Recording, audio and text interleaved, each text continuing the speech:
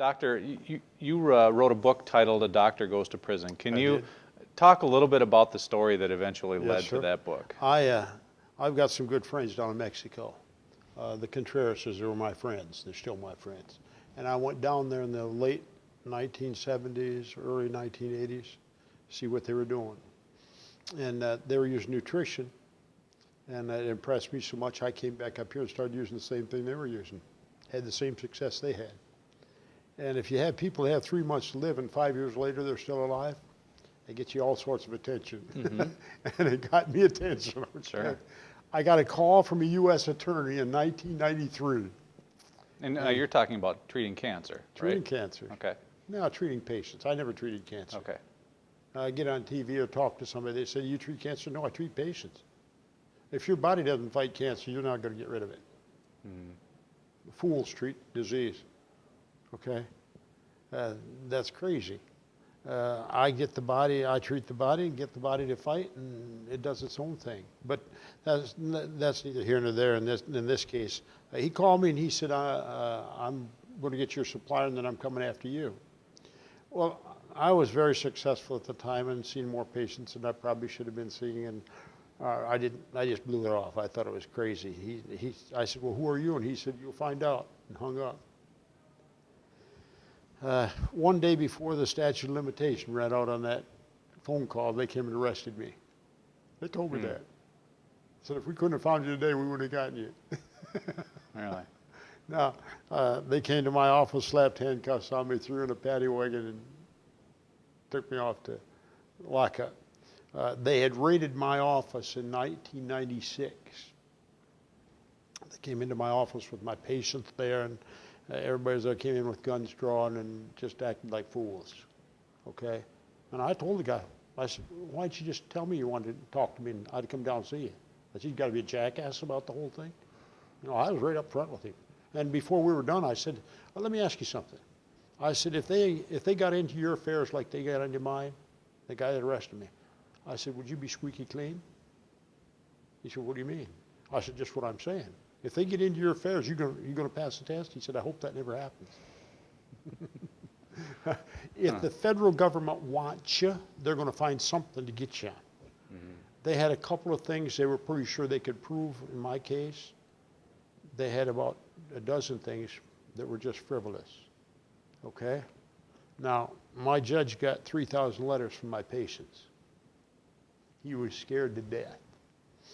Before they sentenced me, they went back to his chamber. My attorney said, I've never been back in the chamber. He was shaking. He went back to the judge's chamber. Whether that was true or not, I don't know. But he went back to the judge's chamber, and when he came back, I said, what was that all about? And he said, let me tell you. He said, I've never seen anything like this before in my life. He said, the judge had the prosecuting attorney and me back there in his chamber, in his office. And he said, do you know of any way we can keep from sending the doctor to prison without us going to prison? Really? So what were you arrested for? They arrested me because I was getting cancer patients using unapproved therapy for cancer. Now, when they sentenced me, my prosecuting attorney got up and said, there's absolutely nothing wrong with Dr. Streeter's treatment of patients. Said the patients that came to him were terminal by medical standards, and they got exactly what they wanted. He gave them hope. And there weren't patients complaining. You didn't have a whole list of patients complaining, saying, someone take care of this doctor. No, and I pleaded guilty to the least punishable of the charges to keep my wife and family from being involved. Okay. And most of the guys that were in prison, they were in prison because of that. I did interviews on, I got a list as long as your arm. 95% of the people that were in the prison where I was, prison camp, shouldn't have been there. They were there on, the people that were guarding them were bigger criminals than they were. So who came into your office, and describe what that was like the day they raided it? It was the FDA.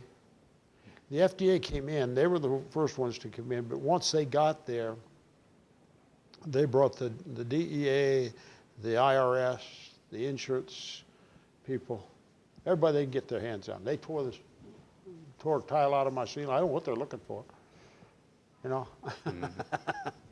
They just, they acted like dummies, really. My girls couldn't even go to the washroom without somebody being with them. It's foolishness. And when it was all said and done, the girl at the front desk asked them why they had to take all the charts. And somebody made a slip and said, well, we got an order for one chart. But they took 3,000 of my charts and threw them in the back of a U-Haul truck, and my patient never got them back. I had a couple that was in the office that day, and they told me afterwards, we saw this happen in Germany. Well, the only difference between what happened in your office, what happened in Germany, they took people out and shot them.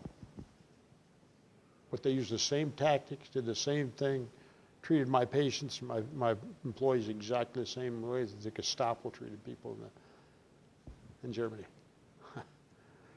But now, let me just say this. I got a boy that's going into, he's opening a practice July 1st in Valparaiso, Indiana, the Streeter Health and Wellness Center. They just thought they saw the Streeters. Yeah.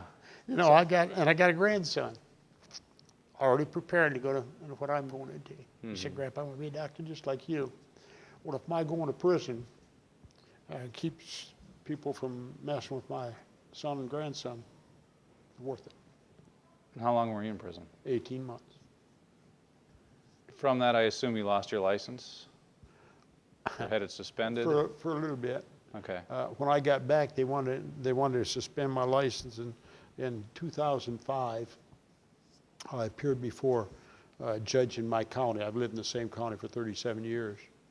And it was just a little before Christmas. And before I left his chamber, he said, or his courtroom, he said, have a Merry Christmas, Dr. Streeter. I broke his pencil from the state. He sent a 12-page letter down to the licensing board and said, give the doctor's license back and leave him alone. They appealed it to the appellate court. Chief appellate court judge sent a letter down to him and said, do what the circuit court judge said, did you leave the doctor alone and give him his license back? They don't like me very well down in Indianapolis. So did that happen? When you got your license back, were you able to practice the way you had before? I practiced just like I always did. And never got any trouble again? They had a prosecuting attorney in Elkhart charged me with practicing medicine without a license. When I first got out of prison, the local health food store hired me. And everybody had to sign a form that said they knew I didn't have a license. The first thing I said, well, I don't have a license. All I can do is make recommendations, but I can't treat you. Well, they sent a plant in, and the state did this.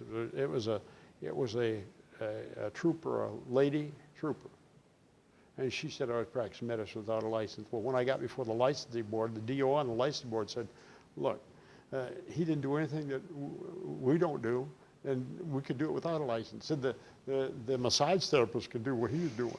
Okay, they get by with it. So they sort of had egg on their face, and you ought to sat in the licensing boardroom. It was funny. Really, I shouldn't have got my license back. The first time we appeared, I thought we were appearing to see whether I get my license back or not. And the lady from the state attorney's office said, you know, you're here to see whether you'll ever practice medicine in Indiana again.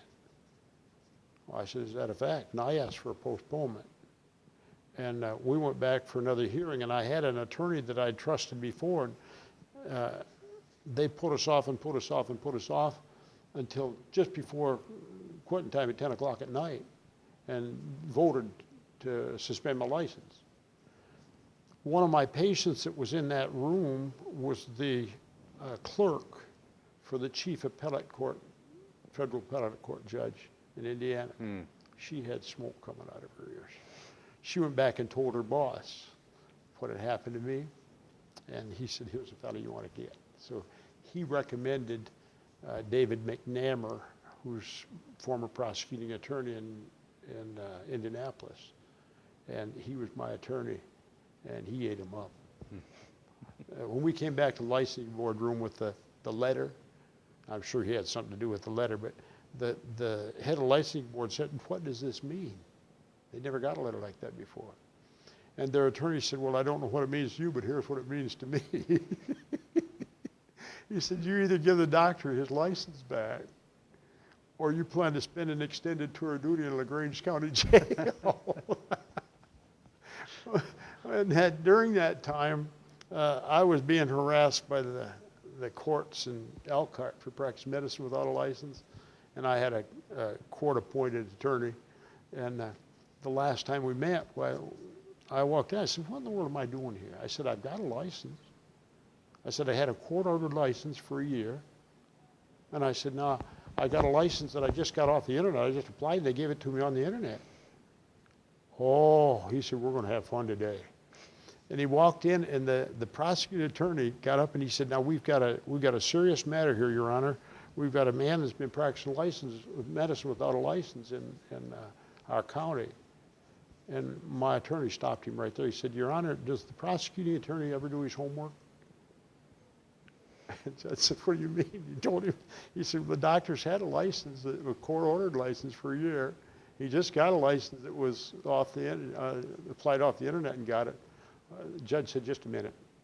He said, Dr. Streeter, I'm sorry we detained you and put you through all this. You have a wonderful day. And he started in on the prosecuting attorney. When I left, he was just chewing him. He said, my courtroom is full of people, and you got to bring a case like this in front of me? He said, don't you ever do anything like this again. And you do your homework before you come to my courtroom. So I did.